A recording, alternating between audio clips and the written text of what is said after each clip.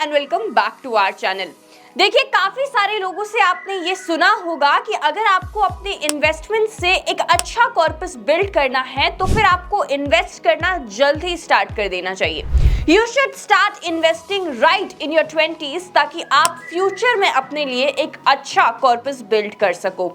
लेकिन बहुत सारे लोग इस चीज को सीरियसली नहीं लेते हैं। उनको लगता है कि 20s में इन्वेस्ट करने की आखिर क्या जरूरत है।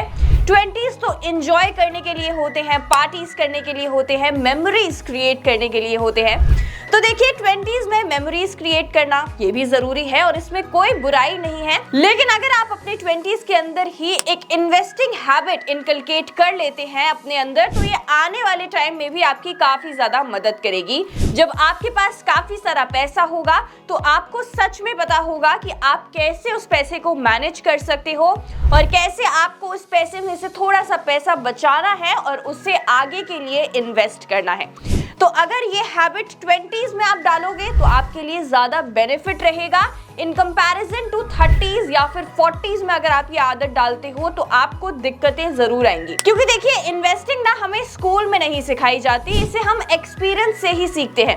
और एक्सपीरियंस से अगर आप सीखेंगे तो जितना जल्दी आप शुरू करेंगे उतना ज्यादा आपको अच्छे से एक्सपीरियंस होगा और उतनी ज्यादा लर्निंग्स आप ले पाएंगे अपने जर्नी से। तो अगर आप भी अपने 20s में हैं और इस तरीके की सोच रखते हैं कि अभी इन्वेस्टमेंट करने की क्या जरूरत है, आगे चल के देखेंगे, तो प्लीज ये गलती मत करिए और अभी से एक इन्वेस्टिंग हैबिट को डालिए। चाहे भले ही आप बहुत कम अमाउंट से इन्वेस्टिंग शुरू करें, लेकिन शुरू जरूर करिए, क्योंकि ये हैबिट का बिल्ड होना बहुत ज्यादा जरूरी है। अब आप ये सोच रहे होंगे कि वीडियो के अंदर मैं इन्वेस्टिंग इन 20s की बात आखिर क्यों कर रही हूँ, क्योंकि आज हम ये जानने वाले हैं कि अगर आप बाकियों के कंपैरिजन में जल्दी इन्वेस्टमेंट जर्नी को स्टार्ट कर देते हो तो आपको एक्चुअली कितना फायदा हो सकता है। इस बारे में भी हम बात करेंगे कि कौन कौन से इन्वेस्टमेंट ऑप्शंस के अंदर अगर आप इन्वेस्ट करते हो तो आप कितना कॉर्पस बिल्ड कर पाओगे, और इसे हम बड़े ही आसानी से एक एग्जाम्पल के थ्रू समझेंगे, जिसे जानने में आपको बड़ा मजा आएगा।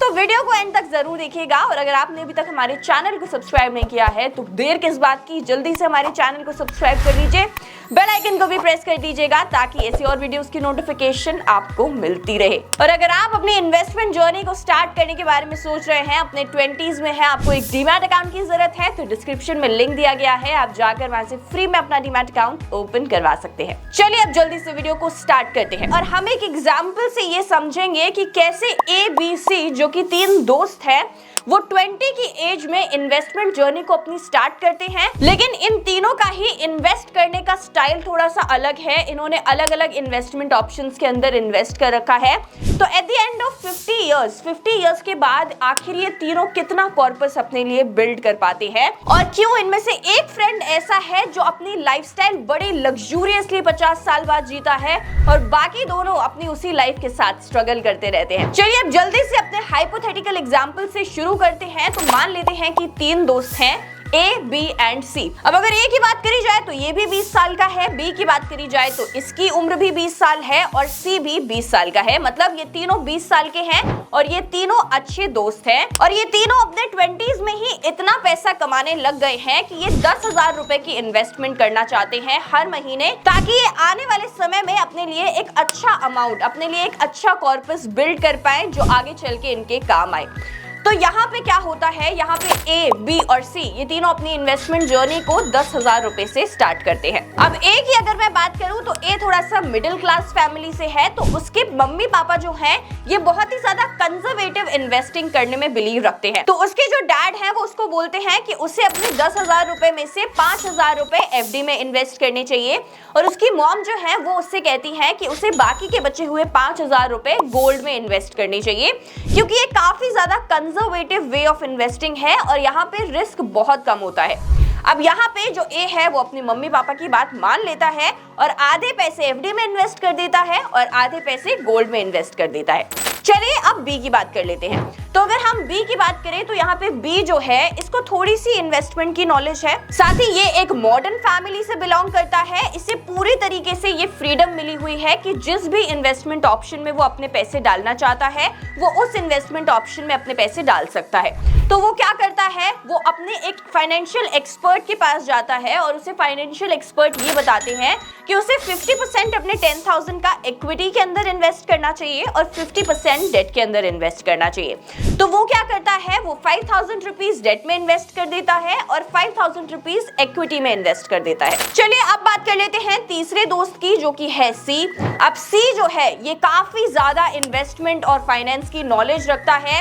ये बड़े बड़े ग्रेट इन्वेस्टर्स के बारे में पढ़ता है, उनकी बुक्स को पढ़ता है और अच्छी खासी नॉलेज है उसे इन्वेस्टिंग के बारे में। साथ ही साथ वो पावर ऑफ कंपाउंडिंग को भी समझता है कि कैसे पावर ऑफ कंपाउंडिंग से उसका मनी एक्सपोनेंशियली ग्रो हो सकता है। वो वॉरेन बफे के बारे में भी पढ़ता है और उनको अपनी इंस्पिरेशन मानता है। अब ये सी जो है ये अपने 10,000 रुपीज आखिर कैसे इन्वेस्ट करता है, तो ये अपने 10,000 रुपीज को इंडेक्स फंड्स के अंदर इन्वेस्ट करता है, यानी कि टोटल ये अपना 10,000 रुपीज स्टॉक मार्केट के अंदर इनडायरेक्टली इन्वेस्ट कर देता है थ्रू इंडेक्स म्यूचुअल फंड्स। क्योंकि उसने ये देखा है कि जितने भी अच्छे इन्वेस्टर्स रहे हैं, ग्रेट इन्वेस्टर रहे हैं, उन्होंने अच्छे रिटर्न्स कमाए हैं तो स्टॉक मार्केट से कमाए हैं, ना कि पैसा एफडी या फिर डेट के अंदर डाल के, और इसीलिए वो अपने सारे पैसे को स्टॉक मार्केट के अंदर ही इन्वेस्ट करता है। तो अब हमने ये बात तो कर ली कि ए, बी और सी इन तीनों ने अपने पैसे को 20s के अंदर किस तरीके से और कहां-कहां इन्वेस्ट किया। अब हम बात करेंगे कि 50 साल बाद इन तीनों के इन्वेस्टमेंट्स का क्या हाल है और कौन है सबसे ज्यादा अमीर। इन्होंने इन्वेस्टमेंट शुरू करी थी 10,000 रुपए से,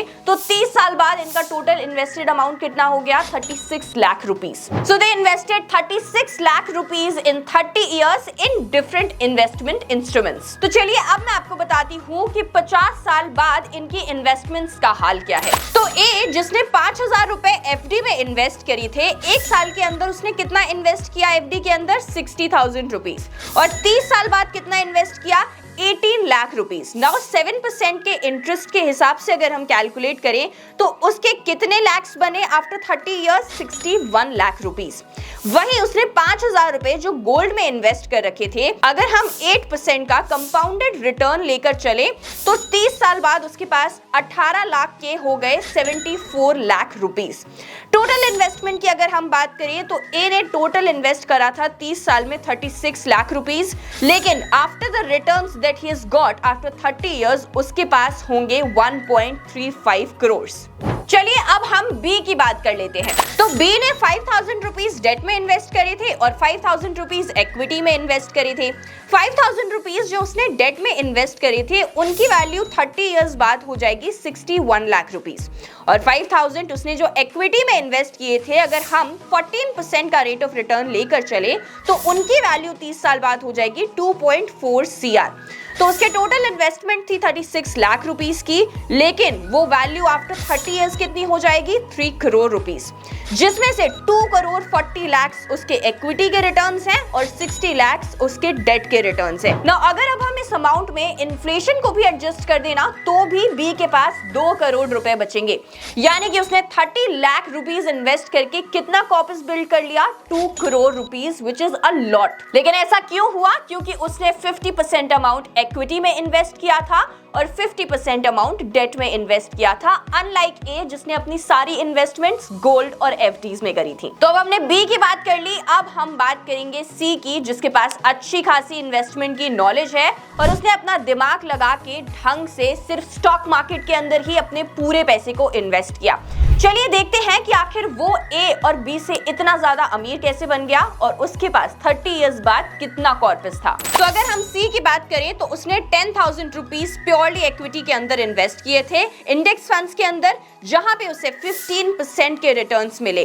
तो 30 इयर्स बाद उसके पास कितना कॉर्पस हुआ, उसके पास हुए 6 करोड़ रुपीज। ना अगर 6 करोड़ रुपीज में हम इन्फ्लेशन को भी एडजस्ट करेंगे तो भी सी के पास 5 करोड़ रुपीज बचेंगे। तो आप डिफरेंस खुद देख सकते हो कि एक ने एफडी और गोल्ड में इन्वेस्ट किया था तो उसके पास कोई रिटर्न्स ही नहीं आए, एक ने इक्विटी और डेट दोनों के अंदर इन्वेस्ट किया था तो उसके पास रिटर्न्स तो आए लेकिन सी से कम थे, और सी ने जिसने पूरी तरीके से इक्विटी के अंदर स्टॉक मार्केट के अंदर इन्वेस्ट किया क्योंकि वो जानता था कि ग्रेटेस्ट जो इन्वेस्टर्स आज तक हुए हैं उन्होंने वेल्थ जो बिल्ड करी है वो इक्विटीज में ही इन्वेस्ट करके करी है, तो उसके पास कितना कॉर्पस हुआ after 30 years, 5 crore rupees. Now this is what the ultimate financial freedom looks like. तो आखिर मैंने आपको ये हाइपोथेटिकल एग्जाम्पल क्यों दिया और इससे हमें क्या लेसन मिलता है?